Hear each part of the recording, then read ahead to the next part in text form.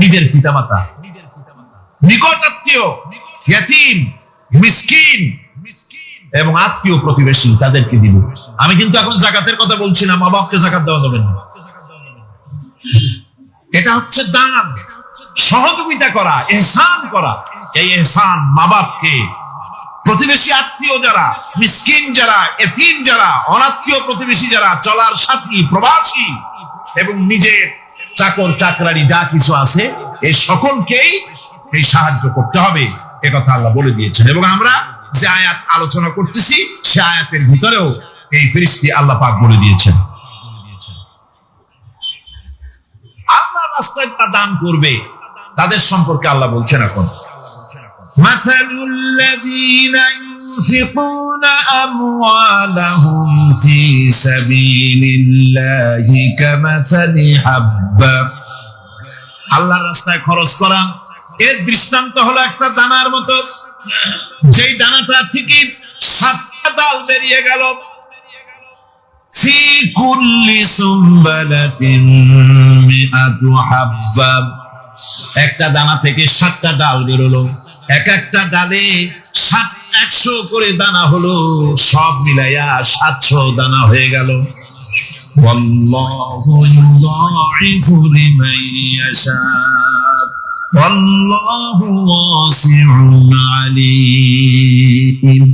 আল্লাহ পাক বলেন, এই পৃথিবীতে একটা দানায় 700 দানা যে আল্লাহ রাব্বুল আলামিন তোমার হাতে ধরায় দিলেন, সে আল্লাহ পাকের ব্যাংকে যদি টাকা জমা রাখো, আল্লাহর রাস্তায় যদি খরচ করো, 700 গুণ বাড়ায় আল্লাহ তোমার হাতে ধরাইয়া দিবেন। আল্লাহু দাইফু লিমান ইয়াশা, আর আল্লাহ ইচ্ছে করলে এর থেকেও বেশি তোমাকে দান করবেন। সুবহানাল্লাহ, কোন জোরে! আর এই দান করতে হবে মরার আগে। কোন সময় দেবেন? কোন?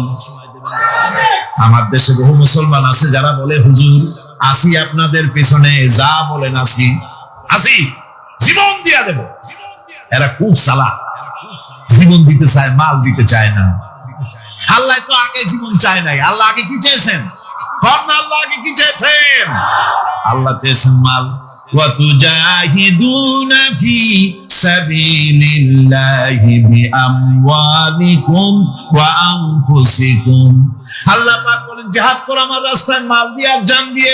মাল দাও আগে, মাল না দিয়া যদি আগে মরে যাও, মালটা তো থেকেই গেল। সুতরাং মাল আগে আমার রাস্তায় যাও।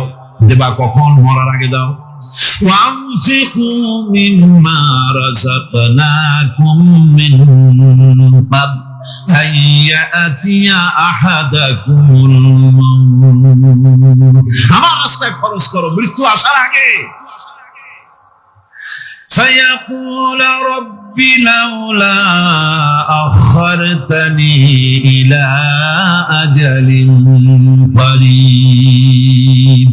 যদি মরার আগে না দাও, মৃত্যুর সময়, মৃত্যু যখন এসে গেল, সেই সময় যদি বলো, অনুশোচনা যদি করো, আরে যদি আমি সময় পাইতাম, একটু খানিক যদি সময় দিতে, আল্লাহ একটু সময় আমার যদি দাও, ফাসাদ্দাকা ওয়া আকুম মিনাস সালিহিন, দান সদকা করব, সব আল্লাহর রাস্তায় দিয়ে দেব, আর আমি সালেহ বান্দাদের মধ্যে শামিল হয়ে যাব। আল্লাহ একটু সময় আমারে দাও। আল্লাহ পাক বলছেন, ওয়ালান ইউআখিরাল্লাহু নাফসান ইযা জাআ আজালুহা আল্লাহু খাবীরুম বিমা তা'মালুন। মৃত্যুর নির্ধারিত সময় আসলে 1 সেকেন্ড আগে পাশে করা হবে না। সুতরাং মৃত্যুর আগে খরচ করো। আপনি মনে করবেন যে আপনি মরে গেলে পরে আপনার ছেলে মেয়ে আপনার জন্য করবে, খরচ করবে। হ্যাঁ করবে, ঠিক। মরার পরে কুলখানির পরে 40, তারপরে শেষ। এরপর আর করবে। আপনার ছেলে মেয়ে যে আপনার জন্য করবে, তার প্রমাণ তো আপনি নিজে। আপনি আপনার ছেলে মেয়ের জন্য কি করেছেন? আপনার মা বাবার জন্য কি করছেন? আপনার মা বাবার জন্য যদি আপনি কিছু না করে থাকেন, আপনার ছেলে মেয়ে আপনার জন্য করবে না। সুতরাং নিজের কাজ নিজে করেন। আপনার পিঠ যদি চুলকায়, আর নাতিরে যদি বলেন, নাতি পিঠটা চুলকায় দাও, সে যে জায়গা চুলকাবে আপনি করবেন উত্তর দিকে, সে উত্তর দিকে, দক্ষিণ দিকে, উপরে, নিচে, পিঠে, পাছার কাছে, যে জায়গায় দেবে, আপনি করবেন ওখানে না, আবার আরেকটু করে দাও, আরেকটু বসে দাও, জায়গা মতো পড়বেই না। আর কষ্ট করে নিজের হাতটা যদি পৌঁছাইতে পারেন জায়গা মতো পড়ে, একবার চুলকানি মারলেই চুলকানি শেষ, ঠিক কিনা? আপনি অন্যের উপরে ভরসা না করে নিজের খরচ নিজেই করে যান, নিজের কাজ নিজে করে যান, আল্লাহর রাস্তায় খরচ করে যান, বেশি পরিমাণে খরচ করেন।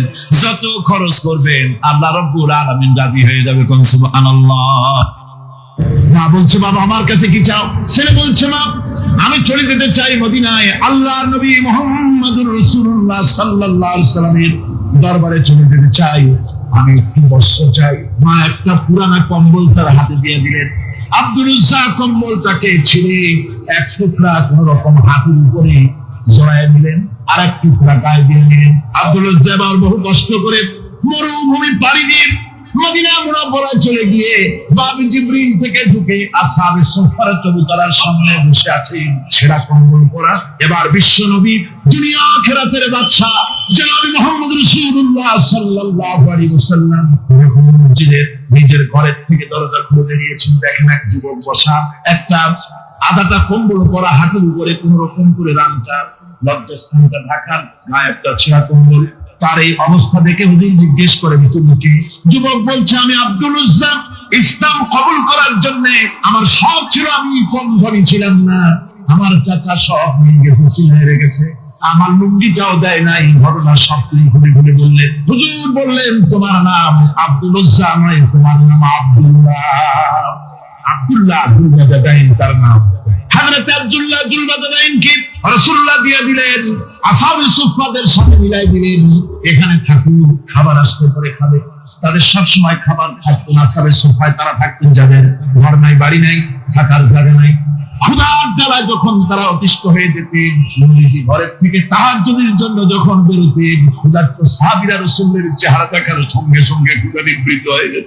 হযরত রাসূল পাক সাল্লাল্লাহু আলাইহি ওয়াসাল্লাম আব্দুল্লাহকে ওদের মধ্যে ঘুরাই দিলেন। আব্দুল্লাহ এবার কোরআন শরীফ পড়ে, কোরআন শরীফ পড়তে গিয়া চিল্লায় চিল্লায় তিনি পড়েন, আস্তে আস্তে পড়েন না।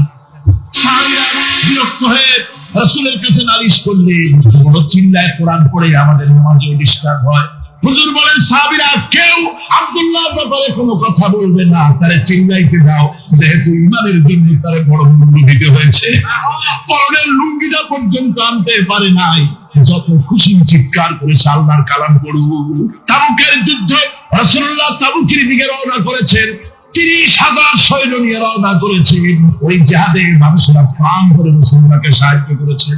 মেয়ে লোকেরা নাকের ফুল, কানের দুল, গলার হাল খুলে খুলে রাসূলের কদম মোবারক দিয়ে দিয়েছে। ধনীরা টাকা পয়সা সব দিয়েছে। হযরত আবু বকর তো যা ছিল সব এনে দিয়েছে, কিছু ছিল না ঘরে। রাসূলুল্লাহ মনে করলেন, প্রতিদিন হযরত আব্দুল্লাহ জুলবাদাইন আল্লাহর নবীর খেদমতে হাজির হয়ে বলেন, হুজুর সবাই তো সব দিল, আমার কিছুই নাই, কিছু নিতে পারলাম না, হুজুর আপনি আমার জন্য দোয়া। বুখারী শরীফে এসেছে, প্রতি রমজান মুবারকে হযরতে জিবরাইল আসতেন, হুজুরকে বলতেন, হুজুর আপনি তেলাওয়াত করেন, আমি শুনি, যতটুক নাজিল হয়েছে পড়েন। হুজুর পড়তেন, জিবরাইল শুনতেন, আবার জিবরাইল পড়তেন, হুজুর শুনতেন। এমনি করে করে যে বছর হুজুর ইন্তেকাল করবেন, হুজুরের জীবনের শেষ রমজান মুবারকে কোরআন নাজিল পরিপূর্ণ হয়ে গেছে। হযরতে জিবরাইল বলেন, হুজুর কোরআন তো নাজিল তামাম হয়ে গিয়েছে, এবার আপনি পুরা কোরআন পড়ে আমারে শুনান। হযরতে রাসূল পুরাটা পড়ে 30 পারা পড়ে শোনায় দিলেন। জিবরাইল শুনলেন। এবার জিবরাইল বলেন, হুজুর আমি তেলাওয়াত করতেছি, আপনি শুনেন। হযরতে জিবরাইল 30 পারা পড়লেন, হুজুর শুনলেন। আবার হযরত জিবরাইল বলেন, হুজুর আবার আপনি পড়েন। হুজুর পড়লেন, জিবরাইল শুনলেন, আবার জিবরাইল পড়লেন, হুজুর শুনলেন। তার মানে হলো হুজুর যে বছর ইন্তেকাল করলেন, ওই বছরের রমজান মুবারকে হযরত জিবরাইল 2 বার পড়েছেন, হুজুর শুনেছেন, আর হুজুর 2 বার পড়েছেন, জিবরাইল শুনেছেন, যাতে করে একটা জের জবর, একটা আয়াত, একটা সেমিকোলন যেন বাদ না পড়ে যায়। শাহরু রমাদানাল্লাযী উনজিলা ফীহিল কুরআন, রমজানের পবিত্র মাসে আমি অবতীর্ণ হয়েছি। সুবহানাল্লাহ। যদি প্রশ্ন করা হয়, রমজানে তো আসছো, কিন্তু প্রথম নাজিল হয়েছিল কোন সময়? ওটা কি দিন ছিল না রাত ছিল? কোরআন তার জবাবে বলে, ইন্না আনজালনাহু ফি লাইলাতিল কদর। কত কদরের পবিত্র রাতে আমি এই পৃথিবীতে আমার আগমন ঘটেছিল। যদি প্রশ্ন করা হয়, বুঝলাম স্বামী, কেন নাজিল হয়েছে তুমি? এই পৃথিবীর তোমার আসার উদ্দেশ্য কি? মূল কাজটা কি? এই প্রশ্ন যদি করা হয়, কোরআনে কারীম তারা জবাবে বলে, শোনো কেন এসেছি। লিতুখরিজান নাসা মিনাজ-জুলুমাতি ইলান নূর। আমার মিশন হচ্ছে গোটা বিশ্ব মানবতাকে পুঞ্জীভূত জমাট বাঁধা অন্ধকারের ভেতর থেকে টেনে বের করে আলোর সন্ধান দিতে, আলোর দিকে আনার জন্য আমি কোরআন নাজিল হয়েছি। আল্লাহ পাক আমাদের জন্য একটি পবিত্র মাস আমাদেরকে দিচ্ছেন, দান করেছেন, যে মাসটির নাম হচ্ছে রমাদান। রমাদান হচ্ছে রামদুন, রামিম দত, রম ধাতু থেকে উৎপত্তি, এর অর্থ হচ্ছে জ্বালান, পুড়িয়ে দেওয়া, ভস্ম করে দেওয়া। রমাদান, রমজান মুবারকে যারা নাকি সিয়াম সাধনা করে, আত্মত্যাগ করে, অর্থাৎ তিতিক্ষা, ত্যাগ এবং তিতিক্ষা করে, রমজান মুবারকে আল্লাহ পাক যেভাবে রোজা চান ওইভাবে যারা রোজা রাখে, তাদের সমস্ত গুনাহ সমূহকে আগুন যেমন আবর্জনাকে জ্বালিয়ে দেয়, রোজা যদি সঠিকভাবে কারো হয় তাহলে তার গুনাহগুলিকে এইভাবে জ্বালিয়ে ভস্ম করে দেয়। সুবহানাল্লাহ ওয়া বিহামদিহি। এই রমজান আমাদের সামনে। আমি আমার আলোচনার শুরুতে আমি আপনাদের খেদমতে আরজ করতে চাই যে মাসটির মধ্যে আমরা প্রবেশ করতে যাচ্ছি, দুটি জিনিস আমাদের সামনে এখন। একটি হচ্ছে আমরা মাহে রমজানকে ইস্তেকবাল করতে যাচ্ছি, মাহে রমজান আমাদের সামনে। দোয়া করে নেই যে আল্লাহ পাক এই পবিত্র রমজানের সম্মান করার মতো তৌফিক আমাদেরকে দান করো, আর যেভাবে রোজা রাখলে পরে তুমি খুশি হও সেইভাবে আমাদেরকে রোজা রাখার তৌফিক দান করো, বলি আমিন। এটি হচ্ছে সর্বশ্রেষ্ঠ মাস আল্লাহ পাক মুসলমানদের জন্য দান করেছেন। আবারও বলি আলহামদুলিল্লাহ। হবে কত ছাগল হলে, কত গরু হলে, কত পরিমাণ সোনা হলে, কত পরিমাণ রৌপ্য মজুদ থাকলে যাকাত দিতে হবে, এর বিস্তারিত বিবরণ কোরআন শরীফে আসেনি। চিন্তা হতে পারে যে তাহলে এগুলো আমরা পাইলাম কই? আমরা পেয়েছি কোরআনের ব্যাখ্যা হচ্ছে রাসূল কারীম সাল্লাল্লাহু আলাইহি ওয়াসাল্লাম, হুজুর এটাকে আমাদেরকে বলে দিয়েছেন। তিনি শারে ছিলেন, শরীয়ত প্রণেতা ছিলেন। তো সমস্ত ইবাদতকে আল্লাহ পাক সংক্ষেপে সংক্ষেপে তিনি আউটলাইন অথবা গাইডলাইন তিনি দিয়েছেন আল্লাহ পাক। রমজান মুবারক হচ্ছে একমাত্র ইবাদত যে রমজান সম্পর্কে আল্লাহ পাক ডিটেইলস পূর্ণ একটি রুকু আল্লাহ পাক আলোচনা করেছেন। সুবহানাল্লাহ। রোজা শুরু করবেন কোনখান থেকে, শেষ করবেন কোথায় গিয়ে, সফরে প্লেনে যখন চলবেন তখন আপনার রোজার অবস্থা কি হবে, যদি দেশে যান তখন কি হবে, অসুস্থ হলে কি হবে, কিভাবে রোজা রাখবেন, কিভাবে রোজা ভাঙবেন, তারপরে কখন শুরু হবে, কখন কি হবে ইত্যাদি বিস্তারিত বিবরণ। রোজার মতো করে এত অন্য কোন ইবাদতের ব্যাপারে আল্লাহ এতটা বলেন নাই যতটা বলেছেন রোজার ব্যাপারে। তাহলে নিশ্চয়ই বুঝতে পারছেন রোজাটা অত্যন্ত গুরুত্বপূর্ণ ইবাদত। সবটাই গুরুত্বপূর্ণ, কিন্তু রোজাটা আল্লাহর কাছে বেশি গুরুত্বপূর্ণ। সুবহানাল্লাহ। আচ্ছা, বেশি গুরুত্বপূর্ণ কেন সে কথা কি বলবো? অবশ্যই বলবো। বেশি গুরুত্ব এই কারণে, আল্লাহ পাক বলেছেন, এটা হচ্ছে হাদিসে কুদসি, আল্লাহ পাক বলেছেন আস-সাওমু লি ওয়া আনা আজজি বিহি। অন্য রিওয়ায়াতে এসেছে ওয়া আনা উজজা বিহি। আস-সাওমু লি, রোজা হলো আমার জন্য। কে বলতেছেন বলুন তো? আল্লাহ পাক বলছেন রোজা হচ্ছে আমার জন্য, রোজার পুরস্কার আমি দেব। অন্য বর্ণনায় এসেছে রোজা আমার জন্য আর রোজাদারের পুরস্কার আমি আল্লাহ নিজেই পুরস্কার। সুবহানাল্লাহ, সুবহানাল্লাহ। রোজাদারের পুরস্কার আমি আল্লাহ নিজেই পুরস্কার হয়ে যাব। সুবহানাল্লাহ। হাদিস শরীফে এসেছে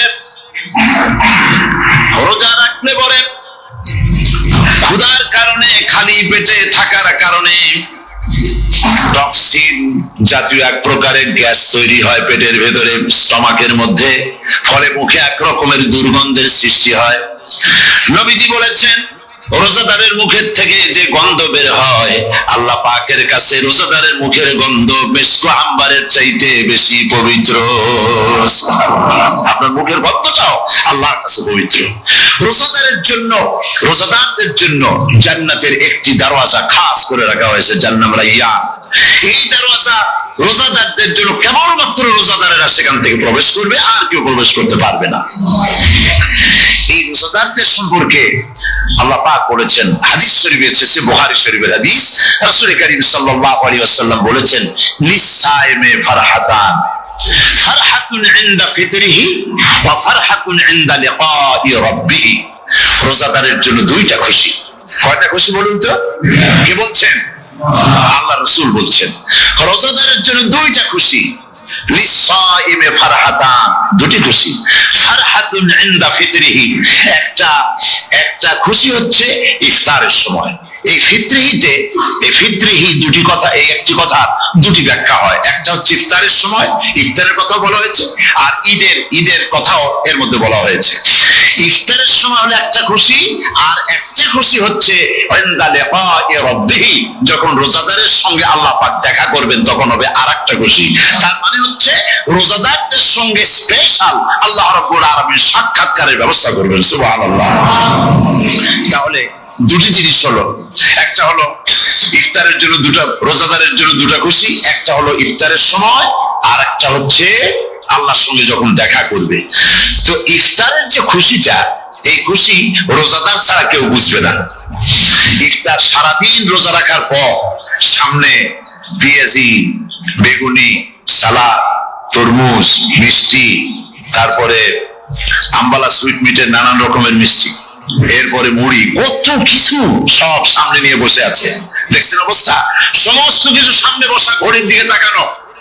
আপনি যদি 5 মিনিট আগে খান, ফেরেশতা এসে মুখের উপর থাপ্পড় মারবে, বেটা খাইলি কেন বলবে? কেউ বলবে না। কোন ফেরেশতা লাঠি নিয়ে দাঁড়ায় আছে? দাঁড়ায় না, কিন্তু আপনি খাচ্ছেন না কেন? সুবহানাল্লাহ, সুবহানাল্লাহ বলবেন না? অন্তত 1500 বছর আগে আল্লাহ রাব্বুল আলামিন নির্দেশ করে রেখেছেন, সূর্য সাদা হওয়া থেকে, পূর্ব দিগন্ত সাদা হওয়া থেকে শুরু করে পশ্চিম দিগন্তে যখন কালো রেখা দেখা দেবে, যখন মাগরিব হয়ে যাবে, সূর্যাস্ত যাবে, ততক্ষণ পানাহার আর স্ত্রী সম্ভোগ থেকে বিরত থাকো। 1500 বছর আগে আল্লাহ রাব্বুল আলামিনের এই নোটিশ কিভাবে কার্যকরী হচ্ছে উম্মতের মধ্যে, মুসলমানদের ভেতরে। খাবার সামনে আসে, পিপাসা লেগেছে, এখন তো পিপাসা লাগে না, খুব ঠান্ডার সময়, এখন রোজা রাখতে খুব মজা হবে, তাই না? খুব মজার রোজা। কিন্তু এই রোজা যখন জুন মাস আর জুলাই মাসে আসবে, তখন টের পায় মানুষ রোজা কাকে বলে। প্রচন্ড পিপাসা, সামনে সব খাবার পড়ে আছে, একটা খাবারের দিকে রোজাদারের হাত যায় না, ঘড়ির দিকে তাকায় আর চুপ করে বসে বসে আল্লাহর জিকির করতে থাকে। আল্লাহ কয়, ফেরেশতারা দেখ, এই বান্দা বানাইতে নিষেধ করছিলি। সুবহানাল্লাহ। আল্লাহ খুশি হয়ে যান।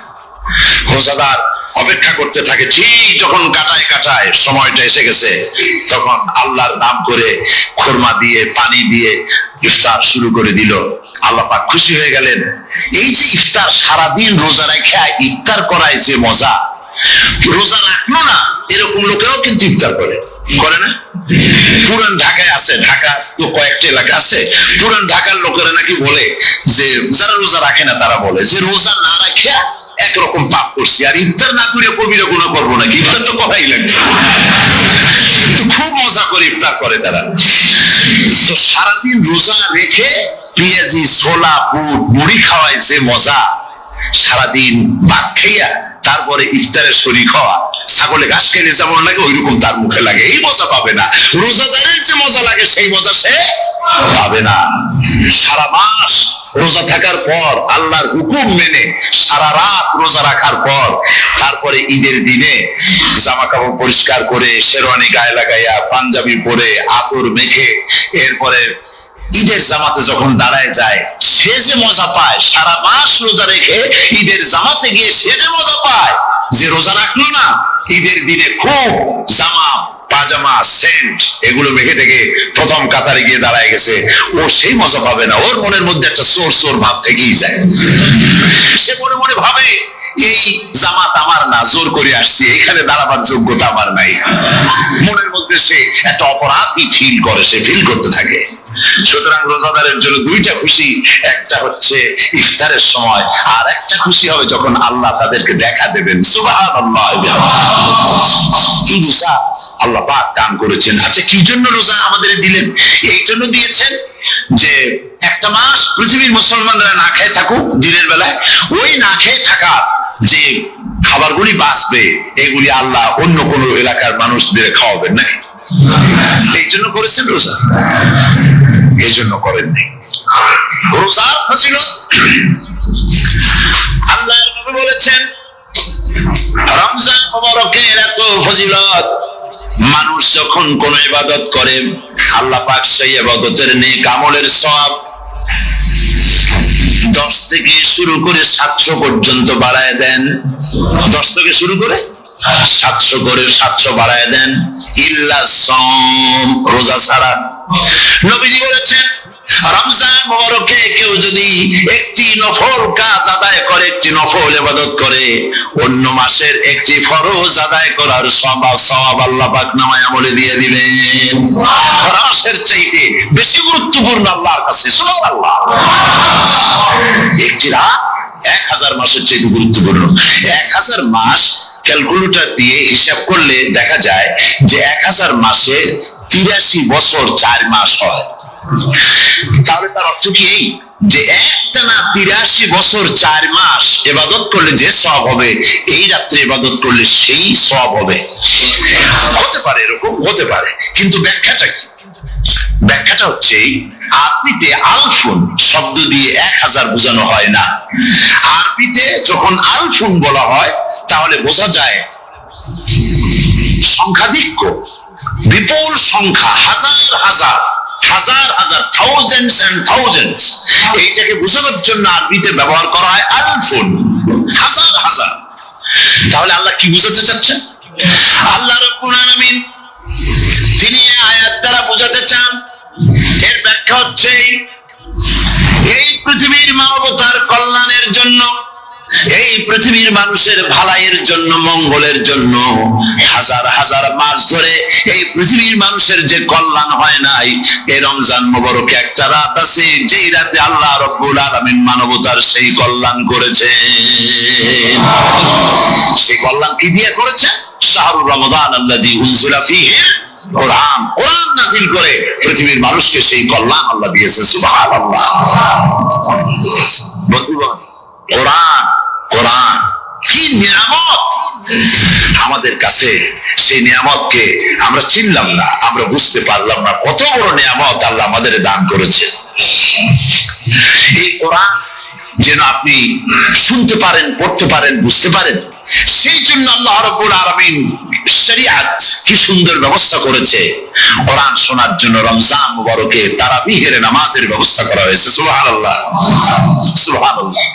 যারা সবসময় পড়তে পারেন না, কোরআন তেলাওয়াত জানেন না, অথবা সারা বছর এক খতম কোরআন শরীফ পড়া হয় না, শরিয়াত কি সুন্দর বিধান করলো যে আপনি যেন 30 পারা কোরআন শরীফ শুনতে পারেন। এই ব্যবস্থা তারাবিহের নামাজের মধ্যে শরিয়াত করে দিয়েছে। আলহামদুলিল্লাহ, আলহামদুলিল্লাহ। যাদের টাকা কড়ি আছে আমি তাদেরকে অনুরোধ করব, যদি পারেন তাহলে মেহেরবানি করে রমজান মুবারকে উমরা পালন করবেন।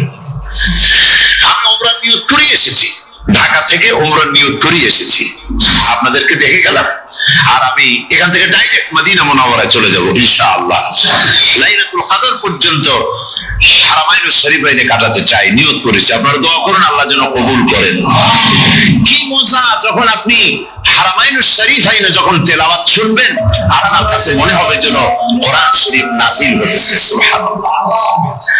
সেখানে তো নামাজের পরে হাত তুলে মোনাজাত করা হয় না, শুধুমাত্র রমজান মুবারকে বেতেরের নামাজের মধ্যে ইমাম সাহেব হাত তুলে মোনাজাত করেন।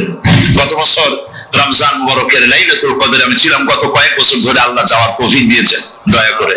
সেখানে লাইলাতুল কদরে পত্রিকাগুলি লিখেছে 30 লাখের উপরে লোক ছিল মক্কা শরীফের, হারাম শরীফে 30 লাখের উপরে।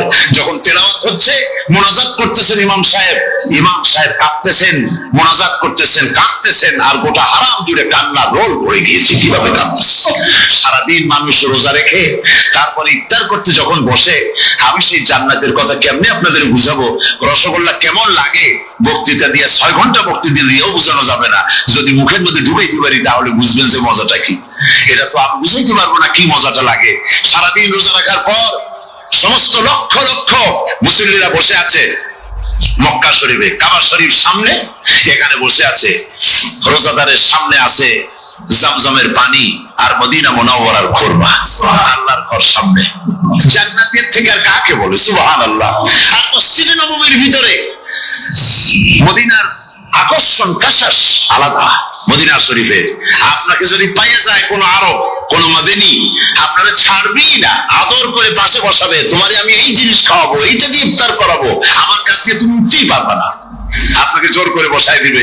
মসজিদে নববীতে রিয়াদুল জান্নাহ রাসূল করিম সাল্লাল্লাহু আলাইহি ওয়াসাল্লামের কবর শরীফের কাছে বসে আপনি ইফতার করতেছেন, কত বড় নসিব। সেই জন্য আমি বলি, হলিডে করার জন্য আমেরিকা, সিঙ্গাপুর, হাবিজাবি এই সমস্ত ঘুরে কোনো লাভ নাই। হলিডে করতে চান, রমজান মুবারকে চলে যান হারামাইন শরীফেন, মদিনা আল মুনাওয়ারা, মক্কা আল মুকাররমা, কপাল খুলে যাবে, জিন্দেগীর সমস্ত গুনাহ খাতা আল্লাহ পাক মাফ করে দিবেন। রাসূল করিম সাল্লাল্লাহু আলাইহি ওয়াসাল্লাম বলেছেন, রমজান মুবারকে যে উমরা করলো সেজন্য হজ আদায় করলো। সুবহানাল্লাহ। অন্য রিওয়ায়াতে এসেছে, যে ব্যক্তি রমজান মুবারকে উমরা করলো সেজন্য আমার সাথে হজ আদায় করলো। সুবহানাল্লাহ।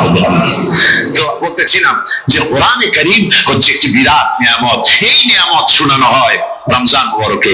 আমি এবার এসে খুব খুশি হলাম একথা শুনে যে ইস্ট লন্ডন মসজিদ তারা একটা ব্যবস্থা করেছে, সুন্দর একটা রেডিও তারা আবিষ্কার করেছে। না কি করছেন আপনারা? ট্রান্সমিটার তৈরি করেছেন।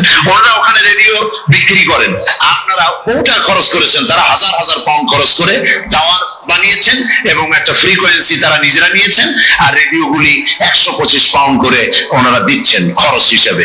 এটা যারা নিয়ে যায় ঘরের মধ্যে বসে তারাবিহের তেলাওয়াত তারা শুনতে পাবেন। মহিলারা অনেক সময় আসতে পারেন না, মহিলারা ঘরে বসে শুনতে পারবেন।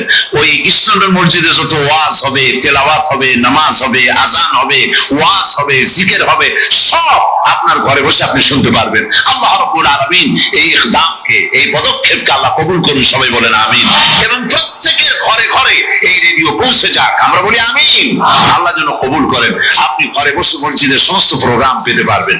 আর কি সুন্দর সেখানে যিনি তেলাওয়াত করেন, আজান দেন, আলহামদুলিল্লাহ, তার আজান শুনলে পরে তো মনে হয় যে আমি মক্কা শরীফে চলে গেছি, মদিনায় চলে গেছি। আর তেলাওয়াত কত সুন্দর, আলহামদুলিল্লাহ। আল্লাহ তার প্রতি রহম করুন, আমরা বলি আমিন।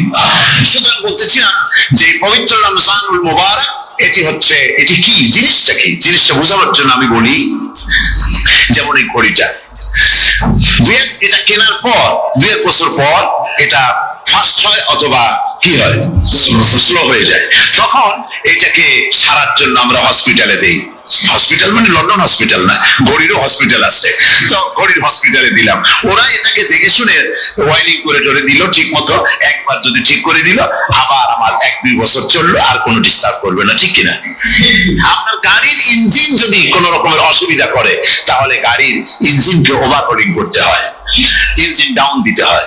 একবার যদি ইঞ্জিন ডাউন দিলেন, ওভারহোলিং করলেন, তাহলে আপনার এই গাড়ি 5-6 বছরের জন্য আর হাত দিতে হবে না। এই কথাগুলি বুঝতে পারছেন কিনা?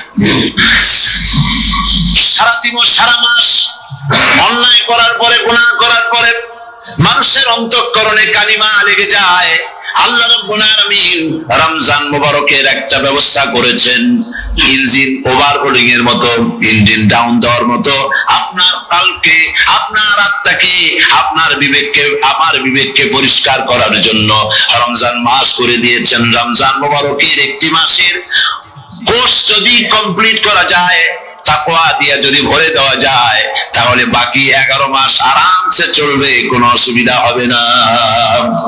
নবীজি বলেছেন, রমজান মুবারকে মাস আসার সঙ্গে সঙ্গে আল্লাহ রাব্বুল আলামিন তিনি জান্নাতের সমস্ত দরজাগুলি খুলে দেন, আর জাহান্নামের সব দরজাগুলি আল্লাহ রাব্বুল আলামিন বন্ধ করে দেন। সুবহানাল্লাহ। আর শয়তানকে শৃঙ্খল দিয়ে বেঁধে ফেলা হয়, শিকল দিয়ে শয়তানদের বান্ধা হয়ে যায়। এই হাদিসটা যখনই শোনাই বিভিন্ন জায়গায়, লোকেরা বিভিন্ন জায়গায় প্রশ্ন করে, হুজুর কোন তো যে শয়তানদের বাঁধতে হয়, কিন্তু রমজান মাস কত লোকেরা মদ খায়, যে কথা বলতে গেলে মিথ্যা বলা ছাড়া উপায় নাই তার জন্য। সে তখন বলে, ভাই তুমি তো অসময় আসছো, এখন আমি খুব ব্যস্ত, আই এম ভেরি বিজি, তুমি রাত্রে আসো। কথা বুঝতে পেরেছেন? তো রোজা হচ্ছে কি, রোজাটা কি বলে, ঢাল। কোন মেয়ে লোকের দিকে চোখ করলো, আহা আমি তো রোজাদার, চোখকে সাথে সাথে নিচে নামায় ফেললো। গানের আওয়াজ আসলো, আমি তো রোজাদার, সে গানটা শুনলো না। তা ভয় করতে পারো, একমাত্র আল্লাহর ভয় মানুষকে ভালো বানাতে পারে। একটা মানুষ জান্নাতে যাওয়ার জন্য, জাহান্নাম থেকে বাঁচার জন্য একটা জিনিস। কয়টা জিনিস বলেন? একটি জিনিস যদি ভেতরে থাকে তাহলে সমস্ত গুনাহ থেকে বাঁচতে পারে, আর একটি জিনিস যদি না থাকে তাহলে এমন কোন কাজ নাই পৃথিবীতে যা সে করতে পারে না। সেই কাজটার নাম কি? তাকওয়া। সবাই বলেন কাজটার নাম কি? তাকওয়া। যদি ভেতরে আল্লাহ পাকের ভয় থাকে, রব্বুল আলামিন আমাকে দেখছেন, তিনি আমাকে শুনতেছেন, এই ভয় যদি অন্তঃকরণের ভিতরে থাকে তাহলে এই লোকটি কোনো গুনাহের কাজ করতে পারবে না, মিথ্যা বলতে পারবে না, ওজনে কম দিতে পারবে না, খাদ্যে ভেজাল দিতে পারবে না, শয়তানি বদমাশি করতে পারবে না। আর যদি এই জিনিসটির অভাব থাকে, যদি তাকওয়া না থাকে, তাহলে সমস্ত অন্যায় কাজ সে করতে পারবে। এই জন্য আল্লাহ রাব্বুল আলামিন বলেন, রোজা এই জন্য দান করেছি যাতে করে, রোজার মাস এই জন্য দিলাম, লাআল্লাকুম তাত্তাকুন, তোমাদের ভিতরে তাকওয়ার সৃষ্টি হয়। এই ওয়াজ আমি আপনাদের সামনে অনেকবার করেছি। হযরত ওমর রাদিয়াল্লাহু তাআলা আনহু রাতের বেলায় ঘুরতে ঘুরতে দেখেন এক বাড়িতে আলো জ্বলছে, শেষ রাত। এই রাত্রে বাড়িতে আলো জ্বলে কেন? ভাবলেন কোন অসুখ বিসুখ হলো নাকি। তো উনি কাছে গেছেন, গিয়ে কান পেতে শুনতেছেন, বাড়ির মালিক বুড়ি তার যুবতী মেয়েকে ডেকে বলছে, মা ওঠো, তাড়াতাড়ি ওঠো। কেন? কয় যে সকাল তো হয়ে গেল, দুধ দই এনেছি, আমি দুধ এনে রাখছি, এখন তুমি পরিমাণ মতো সবটা পাত্রে পানি দিয়ে ভরে দাও, তাহলে ওজন বেশি হবে আর আমরা ভালো লাভ করতে পারবো। মেয়ে বলছে, মা তুমি বলো কি, এটা আমার দ্বারা সম্ভব না। কেন সম্ভব নয়? হযরত ওমর এক ফরমান জারি করেছেন, তিনি বলেছেন তিনি পানিতে, দুধের মধ্যে পানি মিশাতে নিষেধ করেছেন। তাছাড়া রাসূল করিম সাল্লাল্লাহু আলাইহি ওয়াসাল্লাম খাদ্যদ্রব্যে ভেজাল দিতে নিষেধ করেছেন। কাজেই হযরত ওমরের এই নির্দেশকে আমি অমান্য করতে পারবো না। মা বলছে, দেখো ওমর এখন তো ঘুমাইতেছে, এত রাত্রে তিনি কি এখানে আসছেন নাকি আমাদের এই কারবার দেখতে? তুমি পানি মিশাও ইচ্ছে মতো। মেয়ে বলছে, মা হযরত ওমর ঘুমাতে পারেন, তার পুলিশেরা, তার গোয়েন্দা বিভাগের লোকেরা ঘুমাতে পারেন, হযরত ওমরের চোখকে ফাঁকি দেওয়া যাবে, হযরত ওমরের পুলিশকে ফাঁকি দেওয়া যেতে পারে, কিন্তু আল্লাহ রাব্বুল আলামিনের চোখকে ফাঁকি দেওয়া যাবে না। আমার পক্ষে সম্ভব নয়, আমি দুধে পানি মিশাতে পারবো না। হযরত ওমর রাদিয়াল্লাহু তাআলা চলে গেলেন, গিয়ে তার ছেলেকে ডেকে বললেন, ছেলে আমি তো এখন বুড়া হয়ে গেছি, আমার বিয়ের বয়স নাই, আমি একটা মেয়ের খোঁজ নিয়ে আসছি, যদি আমার বয়স থাকতো এই মেয়েটার আমি বিয়ে করতাম। সুবহানাল্লাহ, সুবহানাল্লাহ। এই মেয়েটা তুমি খোঁজ নাও, যদি বিয়ে না হয়ে থাকে তুমি প্রস্তাব দাও বিবাহের। কি সৌন্দর্য তিনি দেখলেন মেয়েটার মধ্যে, স্বাস্থ্য, রূপ, যৌবন, কি দেখলেন? তাকওয়া। জোরে বলেন না, কি দেখলেন? তাকওয়া। এই তাকওয়া তিনি দেখলেন। এই তাকওয়ার উপরে ভিত্তি করে আমিরুল মুমিনিন, অর্ধেকটা পৃথিবীর প্রেসিডেন্ট, খলিফাতুল মুসলিমিন, আমিরুল মুমিনিন হযরত ওমর তার ছেলের জন্য পুত্রবধূ করে তাকে ঘরে নিয়ে আসলেন। সুবহানাল্লাহ। ফায়দা কি হলো? ফায়দা এই হলো, এই মেয়ের গর্ভে যে মেয়ে হলো, সেই মেয়ের গর্ভে যে মেয়ে হলো, সেই মেয়ের গর্ভে ফারুকে সানি হযরত ওমর ইবনে আব্দুল আজিজ রাহমাতুল্লাহ আলাইহির মতো ফারুকে সানি আল্লাহ দান করে দিলেন। সুবহানাল্লাহ ওয়া বিহামদিহি। এটার নাম হচ্ছে তাকওয়া। এই তাকওয়ার ব্যাপারে হযরত ওমর রাদিয়াল্লাহু তাআলা আনহু, তিনি হযরত কাব বিন উবাই রাদিয়াল্লাহু তাআলা আনহুকে জিজ্ঞেস করেছিলেন যে তাকওয়ার একটা ব্যাখ্যা আপনি কি আমাকে বলতে পারেন, তাকওয়ার ব্যাখ্যাটা কি? তিনি বললেন, হ্যাঁ পারি। কি ব্যাখ্যা? তিনি বললেন যে দেখুন, তাকওয়ার ব্যাখ্যা হচ্ছে এই যে সংকীর্ণ একটি রাস্তা, সরু ন্যারো একটা রোড, এই ন্যারো রোডের দুই দিকে আছে কাঁটাযুক্ত লতা পাতা। এই কাঁটাযুক্ত লতা পাতার মধ্য দিয়ে এই সরু রাস্তা দিয়ে আপনি যখন যাবেন তো কিভাবে যাবেন? হযরত ওমর বললেন, আমার জামা কাপড় এইভাবে খুব আটোসাটো করে আমরা যাব, যাতে করে গায়ের চামড়াও না ছেড়ে আমার জামাও যাতে না ছিঁড়ে যায়। হযরত কাব বিন উবাই রাদিয়াল্লাহু তাআলা আনহু বলছেন, এটার নাম হচ্ছে তাকওয়া। এটার নাম কি? তাকওয়া।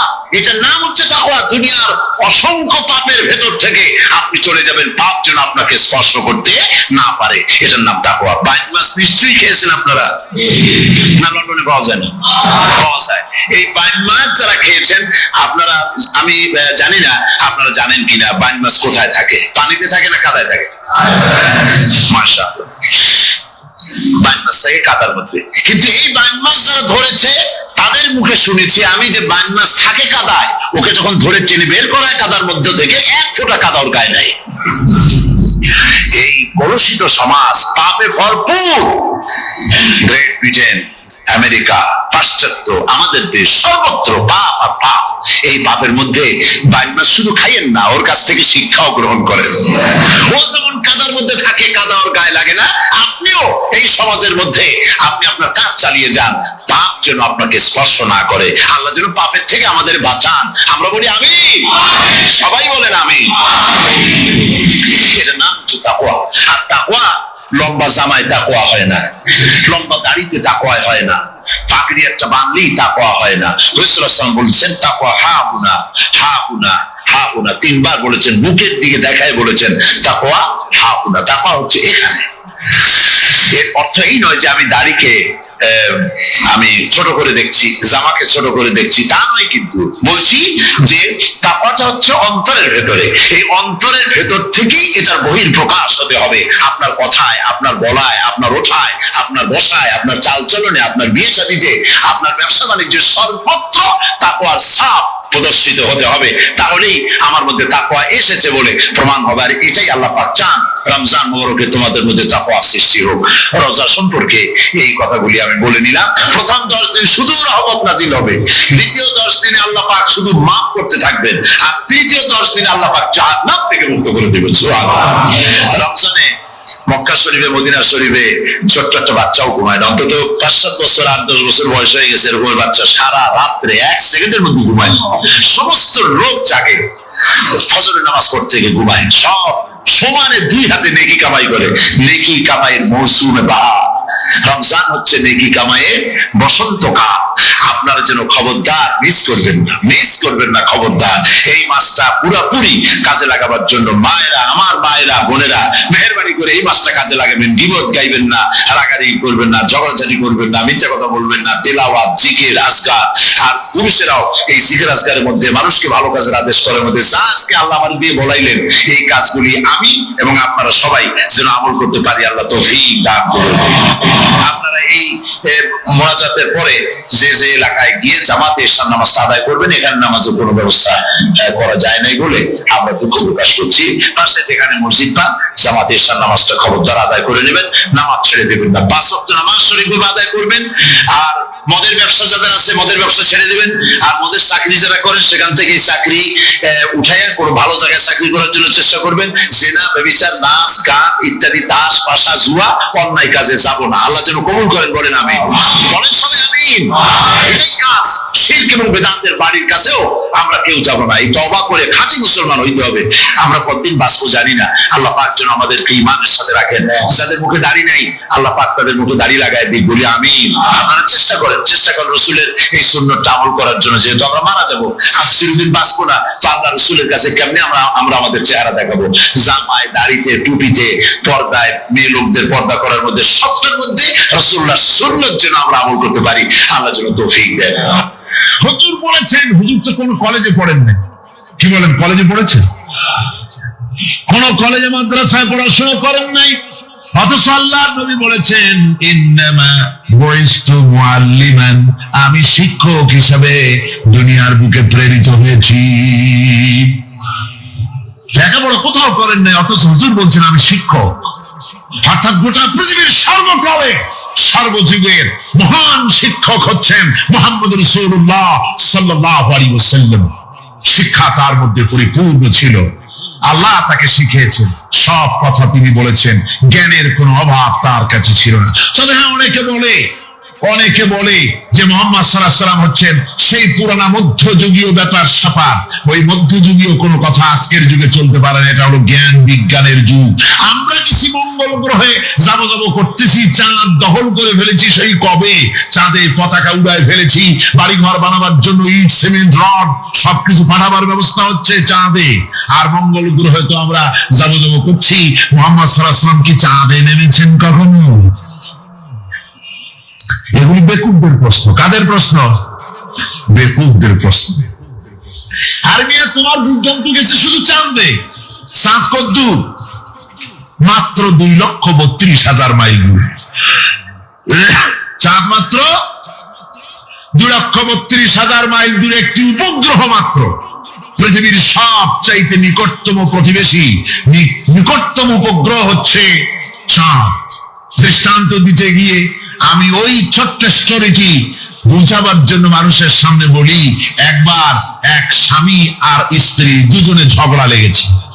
স্বামী স্ত্রীর ঝগড়ায় বেচারা স্বামী দুর্বল হয়ে গেছে, স্বামীর স্ত্রীর সামনে আর পেরে উঠছে না।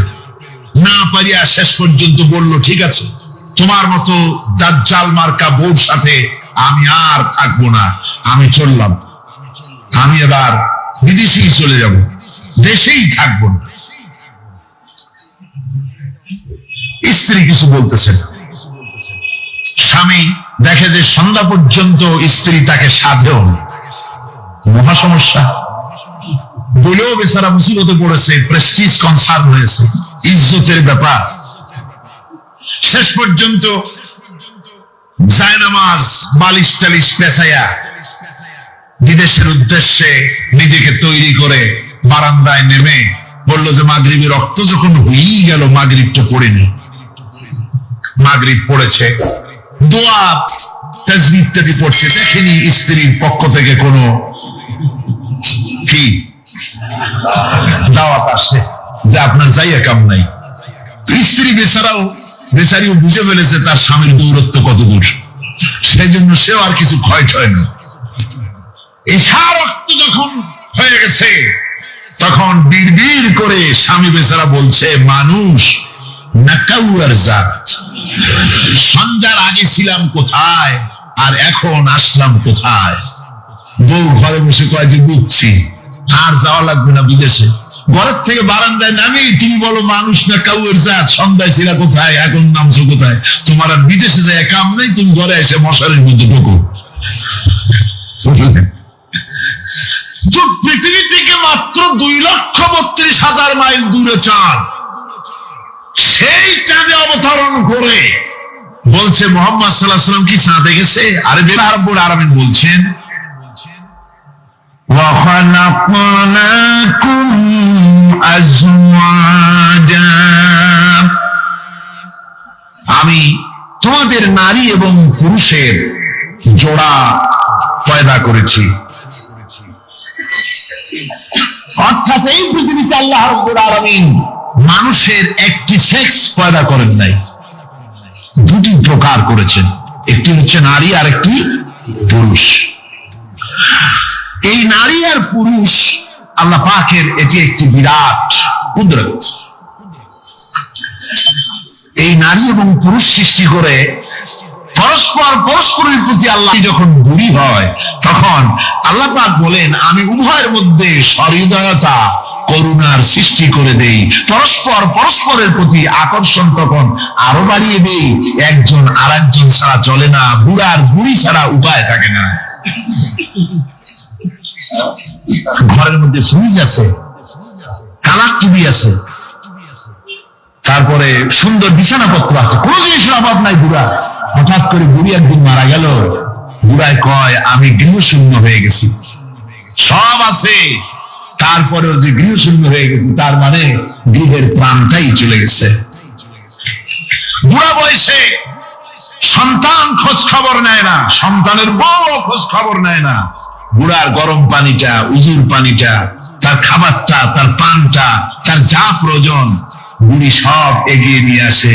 আর বুড়াও বুড়ির জন্য তখন প্রথম জীবনের চাইতে আরো বেশি মহব্বত বাড়ে, বুড়ির দিকে খোঁজ খবর আরো বেশি করে নেয়। ঠিক কিনা কন?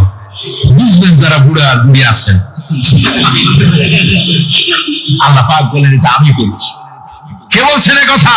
আল্লাহ পাক বলছেন আমি করি। এ মহব্বত আল্লাহর দান। দেখুন রাসূল করিম সাল্লাল্লাহু আলাইহি ওয়াসাল্লামের ঘরে দৌলত ছিল না, কিন্তু মহব্বত দিয়ে ঘরটা ভরা ছিল। সুবহানাল্লাহ ওয়া বিহামদি। দৌলত ছিল না, মহব্বত দিয়ে ভরা ছিল। হযরত আয়েশা সিদ্দিকা রাদিয়াল্লাহু তাআলা আনহা বলেছেন, আমি গ্লাসে পানি পান করে রেখে দেওয়ার পর রাসূলুল্লাহ গ্লাসটা হাতে নিয়ে আমি যেখানে ঠোঁট লাগিয়ে পানি পান করেছি, আল্লাহ নবী ওইখানেই ঠোঁট লাগায় পানি পান করতেন। মুহাব্বত। হযরত আয়েশা বলেন, আমি গোশত খেয়ে হাড্ডি খেয়ে হাতে ধরে রেখেছি, খাবো বা রাখবো। আল্লাহ নবী তখন আমার হাতের থেকে গোশত বা হাড্ডিটা আমার হাত থেকে নিয়ে আমি গোশতের যে অংশে কামড় দিয়েছি রাসূলুল্লাহ সেখানে মুখ লাগিয়ে খেতেন। দৌলত ছিল না হুজুরের ঘরে এক ফোঁটা, কিন্তু মোহব্বত ছিল ঘরটা ভরা।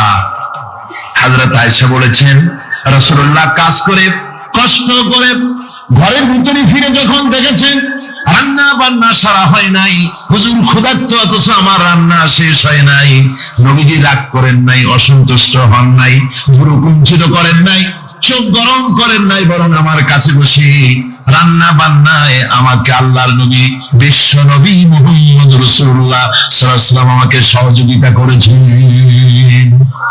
স্বামী স্ত্রী ভালোবাসা হচ্ছে স্বর্গীয় নিয়ামত, জান্নাতের নিয়ামত। সুবহানাল্লাহ বলেন।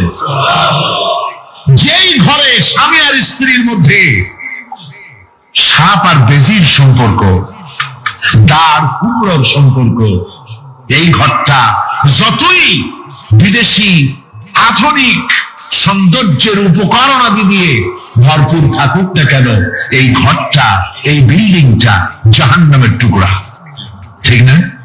আর স্বামী স্ত্রীর যদি ভালোবাসা থাকে তাহলে ঘরটা যদি কুড়ে ঘর হয় তারপরেও সে ঘরটা হচ্ছে একটা জান্নাতের টুকরা।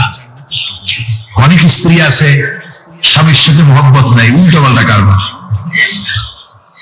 ওই রকম এক স্বামীর কাছে খবর আসছে যে আপনি তো এই গ্রামের মাতবাড়ি করেন, বিচার আচার করতেছেন, আপনার বউ তো গোসল করতে গিয়ে পড়ে গেছে নদীর মধ্যে। তো লোকটা দৌড় দিয়েছে, দৌড়ে গেছে, যায় কয় যে কোন জায়গায় পড়ছে, কয় যে এইখানে পড়ছে। লোকটা তখন জোয়ারের পানি যাচ্ছে ওই দিকে, লোকটা দৌড় দিছে উল্টো দিকে। লোকেরা কয় যে মিয়া তোমার বউ পড়েছে এইখান থেকে জোয়ারের পানি এইদিকে যায়, তুমি উল্টো দৌড়ো কেন? মাতবার বলছে যে দেখো এটা হচ্ছে আমাদের ইন্টারনাল অ্যাফেয়ার্স, এটা বুঝবে না। এই স্ত্রী সারাটি জীবন আমার উল্টা চলেছে। আমি যদি বলেছি 100, সে বলেছে 335। আমি যদি বলেছি এখন দিনের 12টা, সে বলেছে এখন রাত 3:35। সম্পূর্ণ উল্টা সারা জীবন যে চলেছে। সে যে নদীতে পড়ে জোয়ারে গেছে আমি তো বিশ্বাস করি না, উল্টাই গেছে। এইরকমের এক শ্রেণী আছে, স্বামী উল্টা থাকে, স্ত্রী উল্টা থাকে, এরকম হয়। সুতরাং স্বামী এবং স্ত্রীর মধ্যে মহব্বত আর ভালোবাসা এটি মাবুদের একটি বিরাট নিয়ামত। অন্যের স্ত্রীর দিকে তাকালে কান ধরে, খারাপ নজরে তাকালে জেনার গুনাহ হবে, হাত দিয়া ধরলে কাম হবে, জেনার গুনাহ হবে। কিন্তু কোন স্বামী যদি তার স্ত্রীর দিকে প্রেম ভরে ভালোবাসা ভরে তাকায় আর স্ত্রীর হাতকে প্রেম আর ভালোবাসার সাথে যদি স্ত্রীর হস্ত ধারণ করে, কিতাবে এসেছে স্বামী এবং স্ত্রীর উভয়ের সগীরা গুনাহ আল্লাহ রাব্বুল আলামিন মাফ করে দেন। আল্লাহ পাক বলছেন আমি তোমাদের থেকে তোমাদের জোড়া, তোমাদের স্ত্রীদেরকে পয়দা করেছি এবং পরস্পর পরস্পরের প্রতি ভালোবাসা এবং মহব্বত সৃষ্টি করে দিয়েছি। আজকে কথা উঠেছে সমাজে, আজকে কথা উঠেছে নারীর অধিকার নিয়ে। বলা হচ্ছে ইসলাম নারীকে, নারীর অধিকার ক্ষুণ্ণ করেছে, বলে না? বলে কিনা বলেন? আমাদের দেশে এই জন্য নারী পক্ষ, নারী সমাজ, নারী আন্দোলন পরিষদ, তারপরে এরকম অনেক আন্দোলন তারা বানিয়েছে।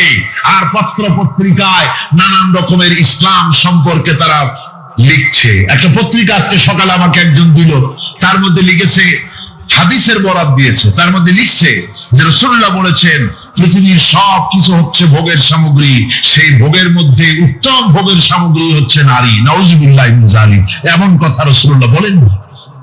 হাদিসের সম্মান দিলেন, মর্যাদা দিলেন। রাসূলুল্লাহ বললেন আমার কাছে 3টা জিনিস প্রিয়, একটি হচ্ছে নামাজ, একটি হচ্ছে সুগন্ধি, আর একটা হচ্ছে স্ত্রী।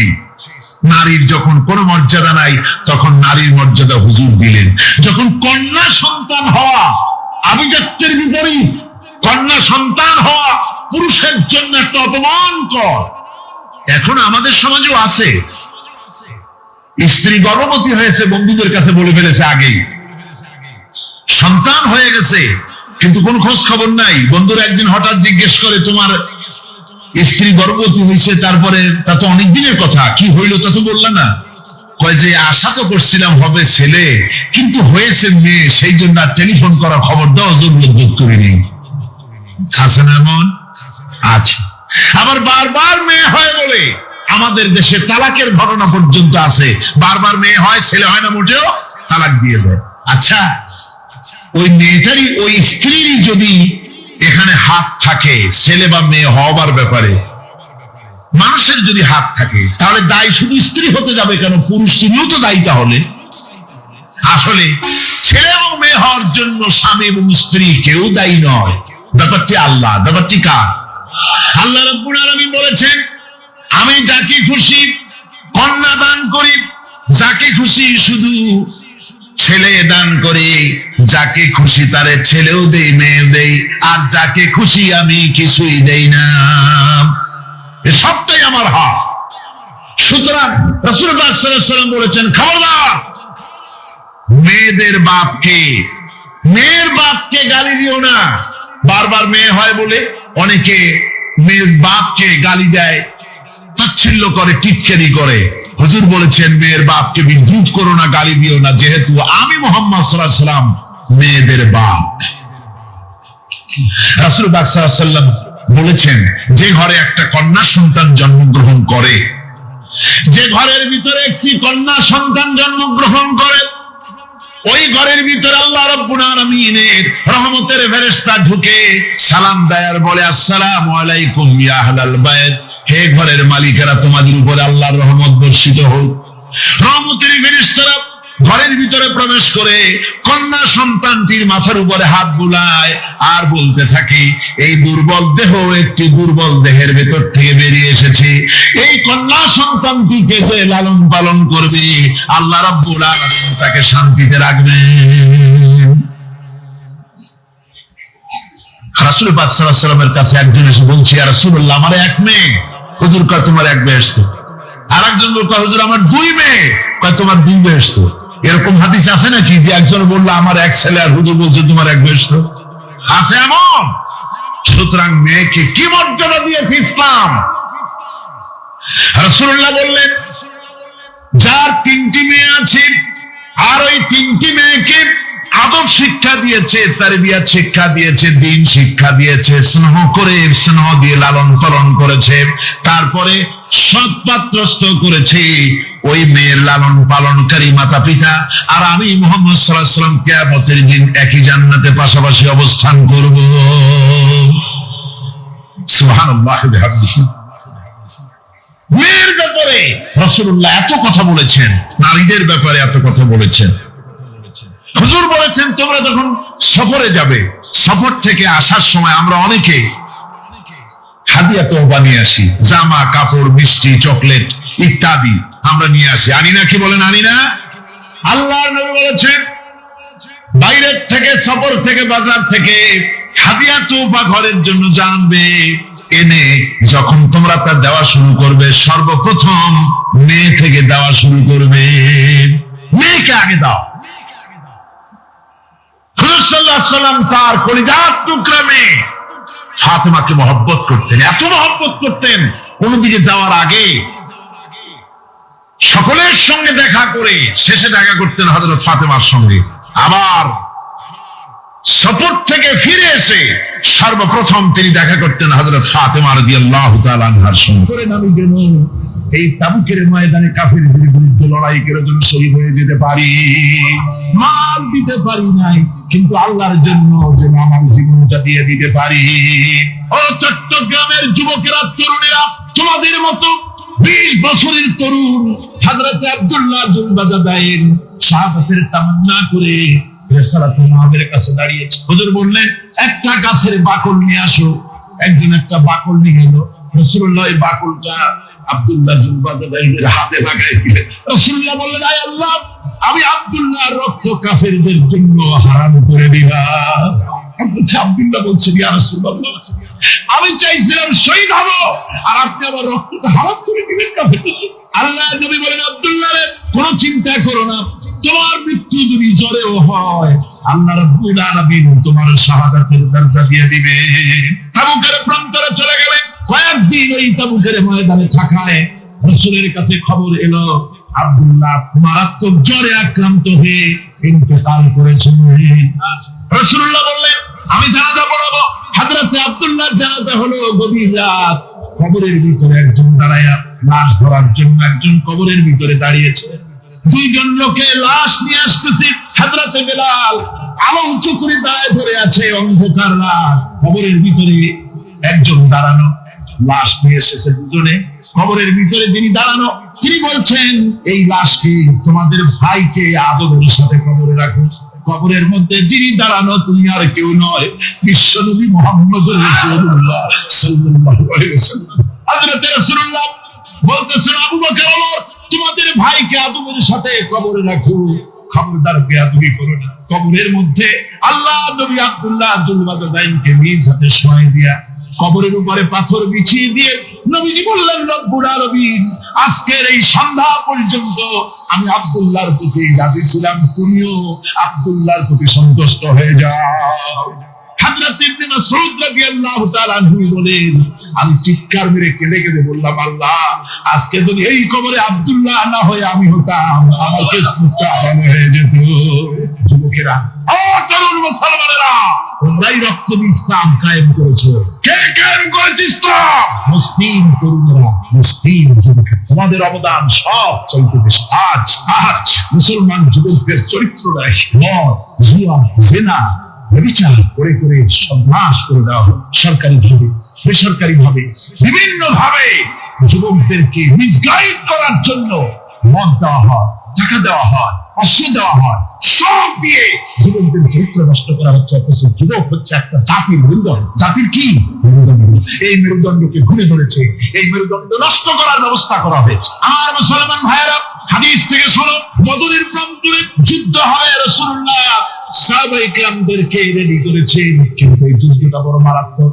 এই জিহাদ বড় মারাত্মক। জিহাদ হবে চাচার বিরুদ্ধে ভাতিজা জিহাদ করবে, বাপের বিরুদ্ধে সন্তান অস্ত্র ধারণ করবে, ভাইয়ের বিরুদ্ধে ভাই অস্ত্র ধারণ করবে। কোন জায়গায়? কোন জায়গায়? মক্কা থেকে যারা আসতেছে সব চাচা, ভাই, মামু, খালু, এরা আপন আপন লোকেরা আপন লোকের বিরুদ্ধে অস্ত্র ধারণ করবে। এটা কি সহজ? কারণ এটা কি সহজ? রাসূলুল্লাহ যুদ্ধের কথা মানুষকে বোঝাচ্ছেন কৃতজ্ঞতা করে। হযরত রাসূল পাক সাল্লাল্লাহু আলাইহি ওয়াসাল্লাম যুদ্ধের কথা সাহাবায়ে কেরামদের সামনে পেশ করতেছেন আর একটু কষ্ট করতেছেন। এই কঠিন যুদ্ধে সাহাবীরা কিভাবে মেনে নেবে? রাসূলের মনের অবস্থা বুঝতে পেরে হযরত মিকদাদ রাদিয়াল্লাহু তাআলা আনহু বর্শিয়ান সাহাবী তিনি দাঁড়ায় গেলেন। তিনি দাঁড়ায় বলছেন ইমদি বিনা ইয়া রাসূলুল্লাহ হাইসু মা তাশা। হে রাসূল আপনি আমাদেরকে নিয়ে চলুন, আল্লাহ দুনিকে আপনাকে যেতে বলে হাইসু মা তাশা, আয় হাইসু মা আমারা আল্লাহ, যেদিকে আল্লাহ আপনাকে যেতে বলেন আমাদেরকে নিয়ে আপনি সেদিকে চলেন। ইন্না লা নাকুলু লাকা কামা ক্বালা বানু ইসরাঈল লিমুসলিমাতি ত্রাস সৃষ্টি করা। আর ত্রাস সৃষ্টি করবা কয়টা অস্ত্রের মালিক হইছো? যুবক, তরুণ, বিপদগামী তরুণদের বলবো সরকার অনুমোদিত অস্ত্র যাদের কাছে আছে সেরা এই অস্ত্র কাউকে ক্ষমা করেন, এই অস্ত্র কাউকে ক্ষমা করেন। সাপ পোষার মতো, যে সাপ তুমি দুধ কলা দিয়ে পোষো ওই সাপ তোমাকে আবার দংশন করবে। ওজা মরে না মরে না, সাপ খেলা যারা দেখায় তারা মরে কিনা ওই সাপই তাকে। সুতরাং গভর্নমেন্ট অনুমোদিত অস্ত্র তোমার কাছে পাইপ গান, রিভলভার, স্টেন গান, এলএমজি, আতঙ্কি, কত রকমের অস্ত্র যুবকদের কাছে। ঘুম নাই, সারা রাত অস্ত্র থাকে কাছে, আর কি কি লাল পানি খাইয়া কম্পিউটার থাকে, দেখলেও ভয় করে। মাথায় ভাল্লুকের মতো মানুষ মারো তোমরা, মানুষ মারো। যারে মারলা একটুখানি বিবেক দিয়ে চিন্তা করো, যাকে মেরেছ ওই রাত্রে তার বাড়ির কাছে যাও, ওই রাত্রে গোপনে তার বাড়ির কাছে গিয়ে দেখো তার মা কিভাবে তার সন্তানের জন্য কাঁদতেছে, মায়ের কোলটা খালি হয়েছে বলে কিভাবে কাঁদতেছে, তার বাবা কিভাবে কাঁদতেছে, তার বউ থাকলে কিভাবে ছটফট করতেছে, তার পরিবার টুকরা সন্তান থাকলে কিভাবে আব্বা আব্বা বলে কাঁদতেছে। সারে গুলি করে মেরেছো, একবার বাড়ির কাছে গিয়ে কান পাতে শোনো।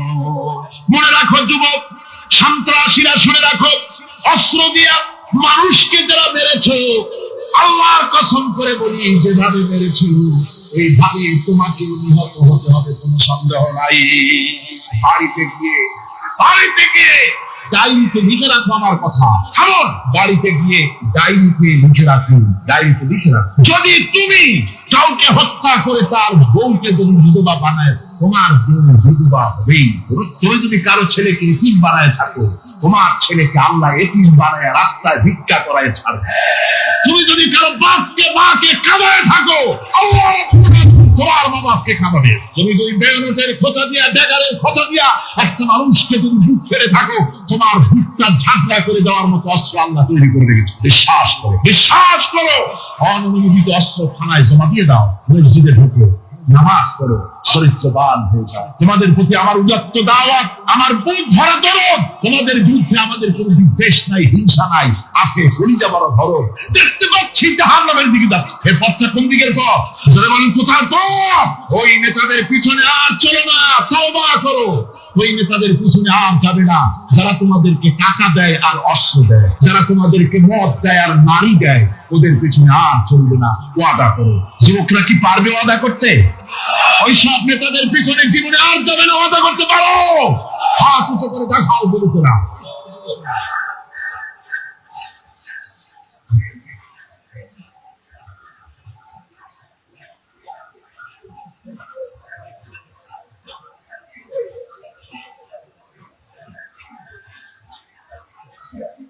আমার মুসলমান ভাইরা, আমি তো দাঁড়াতে বলি নাই। জি জি জি জি জি, বসেন বসেন। যে বুঝতে পেরেছি কালকের টেকনিক অবলম্বন করেছেন আপনারা। এই সুযোগে একটু কোমরটা সোজা করে নিলেন। বুঝতে পেরেছি, আমরা কিছু মাইন্ড করিনি। এখন বসেন বসেন, তাড়াতাড়ি বসে যান। কথা আমার অনেক, সময় কম, না তাড়াতাড়ি শেষ করবো। বসেন। আপনারা না বসতে তো কথা বলতে পারবো না, বসতে হবে। অত্যন্ত জরুরি জরুরি কথা আছে, সেই কথাগুলি আমাদের শুনতে হবে। যেহেতু এই মাহফিলের পর আবার আপনাদের সামনে কথা বলতে পারবো, এর কোনো গ্যারান্টি নাই। আছে নাকি কোনো গ্যারান্টি? না। সুতরাং বসতে হবে। কেউ দাঁড়াবে না। জোরে সোরে জিকির করেন, লা ইলাহা ইল্লাল্লাহ, লা ইলাহা। আমার ভাইরা, আজকের মাহফিলের সবচেয়ে বড় আকর্ষণ আখির মুনাজাত, ঠিক না? কোরআনে কারীমের মাহফিলের মুনাজাত অবশ্যই কবুল হবে ইনশাআল্লাহ। এত মানুষের দোয়া আল্লাহ ফিরাতে পারেন না। তার নাম রহমান, তার নাম রহিম, তার নাম গফুর, তার নাম গফফার।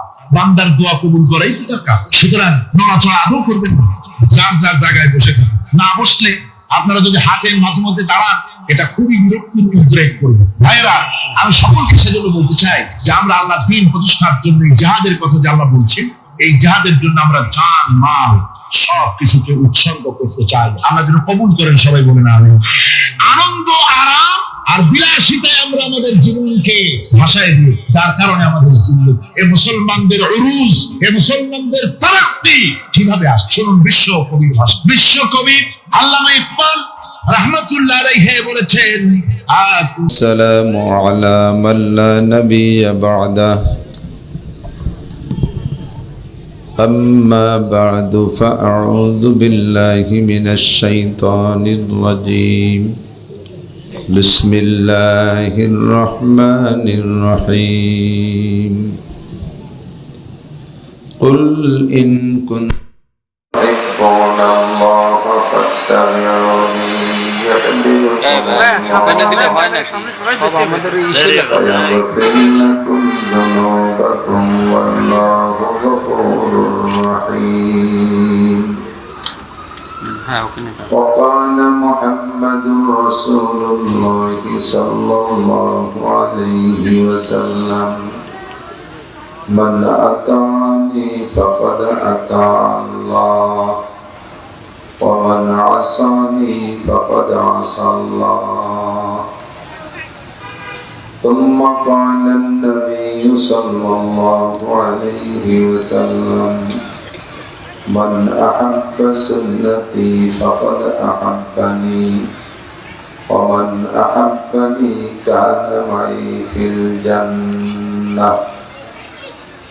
صدق الله مولانا العظيم وصدق رسوله النبي الكريم.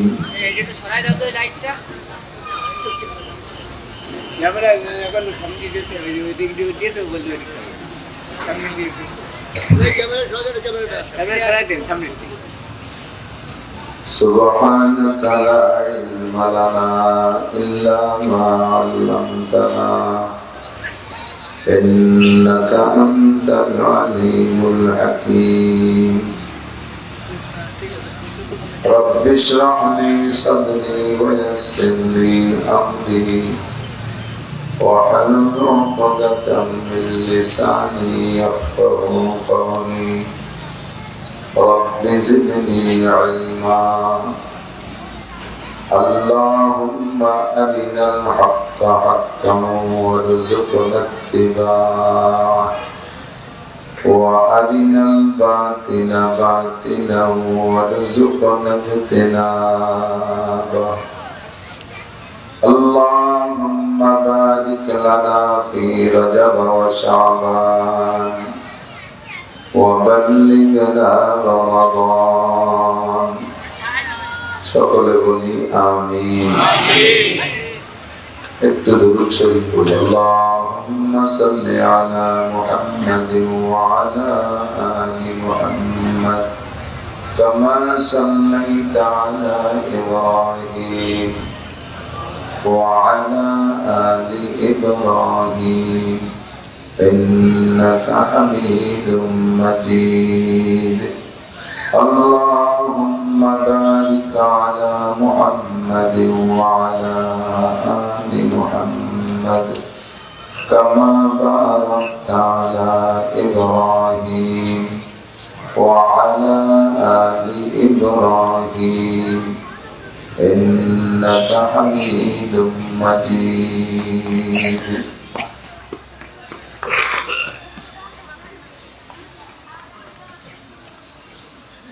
ঐতিহ্যবাহী জামিয়া কাসেমিয়া আরাবিয়া বারান্দিপাড়া মাদ্রাসার উদ্যোগে আয়োজিত 65তম 2 দিনব্যাপী বাৎসরিক নুরানি কুরআনী মাহফিলের দ্বিতীয় দিন সমাপনী দিনের সম্মানিত সভাপতি মাদ্রাসার সুযোগ্য সুদক্ষ সাহেবে ইলম সাহেবে আমল সাহেবে আমানত সাহেবে তাকওয়া সাহেবে ফিকির হযরত মুহতারাম সাহেব হুজুর মাদ্রাসাতুল আলী মাদ্রাসার যোগ্য আসাতিজায়ে কেরাম কমিটির সকল সদস্যবৃন্দ আজিজান তোলাবা মাহফিল উপলক্ষে মদউল উলামায়ে কেরাম এই অঞ্চলের অনেক অনেক উলামায়ে কেরাম আইম্মায়ে মাসাজিদ প্রাণ প্রিয় দেশবাসী অত্যন্ত দামি মাস রজব মাস রজব ও শাবান 2টি মাস রমজানের মুকদ্দমা ভূমিকা যে মাসের চাঁদের শুরু থেকে নিয়ে হুজুর আলাইহিস সালাতু ওয়াস সালাম রমজানের চাঁদ দেখার আগ পর্যন্ত দোয়াটি পড়তেন বরকতময় মাসের বিশেষ মুহূর্তে আল্লাহ পাক রব্বুল আলামিন আমাদেরকে হাজারো ব্যস্ততা উপেক্ষা করে